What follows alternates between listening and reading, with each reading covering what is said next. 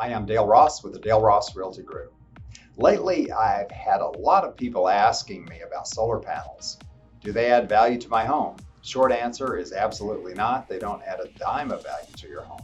Are they a good investment? Well, if you live in the home long enough and you save enough on your electricity bill to pay for the solar panels, then they may become profitable after the panels have been paid for and you're still saving money on your electricity bill. So you have to figure out how long that's going to be. So my advice to you would be to not spend the money to get solar panels unless you're going to live in the house forever and you're reasonably sure that the efficiency levels of the solar panels will never get better, because solar panels you put on your home today in 2022 will probably be outdated in 5 or 6 years, and will they even be paid for by then?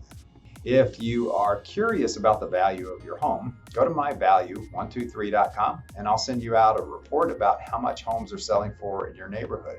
Home prices are still high, but things are beginning to change. If you have any questions, please feel free to give me a call at 281-599-6575. And if you're thinking about buying or selling a home, please think of me. I'm happy to help, and my commission plans are very flexible.